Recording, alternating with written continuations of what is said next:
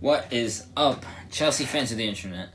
I'm your local blue here, giving you guys a preview for the big game ahead. That is right. After a weeks long anticipation, it is finally here. It is Chelsea v Arsenal, a London derby for the FA Cup final. And honestly, guys, I cannot wait for this game to happen. It is going to be a big but also an important game because it will decide what exactly our season has been for Chelsea Football Club. So let's just get into it. I like this.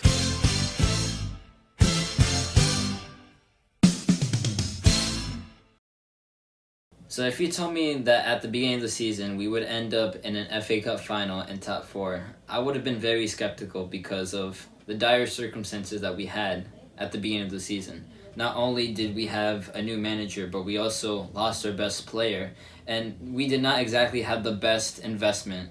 Obviously, because first of all, we had a transfer ban. But I think with the new additions of Pulisic and a permanent deal on Kovacic, it really showed what exactly this team still has to offer. And despite our hardships in our defense or not having the best creativity when it came to the final third, I think this was still a very promising season just because even when we don't have the best of circumstances, there's still hope, there's still pride in the team that we love. Now, while I can agree with many of the issues that Chelsea fans are often bringing up after games, I think this has still been a very good season for Frank Lampard, and it is very promising of the future that we have. So be excited, Chelsea fans, because I do believe Frank Lampard and his men will get the job done, bring the trophy back to the bridge, and this will serve as a stepping stone for better things to come in the future. But with that said, what players will have to turn up against Arsenal in this final? Well, let me just give a quick rundown of my predicted XI. So, in this game, I have Caballero starting over Kepa. I mean, let's be honest right now. It's not the biggest surprise considering that Kepa hasn't had the best season at Chelsea. He's been at fault for many of the goals Chelsea had conceded this season, and as we've seen in the Liverpool game, he hasn't really improved much, if at all. So for me, Caballero has to start in this FA Cup final. In the case with our defense, I've gone with a conventional three at the back with Zuma, Rudiger, and Azpilicueta. Azpilicueta has been, without a doubt, our best defender this season. So putting him in the back line is basically a no-brainer for everyone.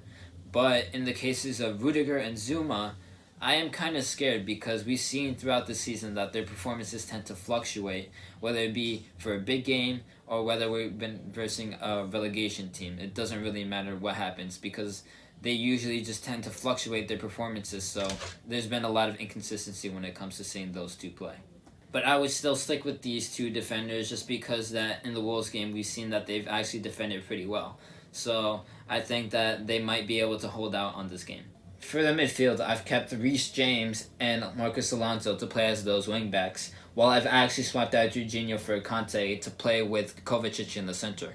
The wingbacks are going to have an extra hard game today, considering that we need them to always be pushing forward and giving in those crosses so that we can create as many chances as possible.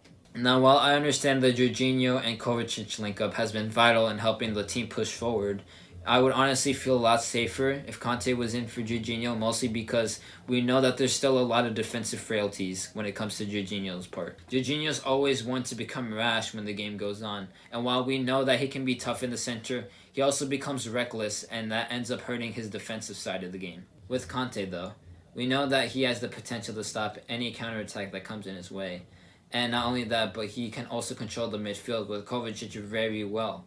So I think that their partnership and being able to hold the midfield will be very vital and important in this game. I'm also very excited to see Kovacic playing this game because as we've seen time and time in the season that he's been the instigator when it comes to creating most of our chances. So I think that this will be the perfect game for him to light up and show everyone why exactly he deserves to be our player of the year. And finally in the top three, I've gone with Giroud, Pulisic on the left, and Willian on the right.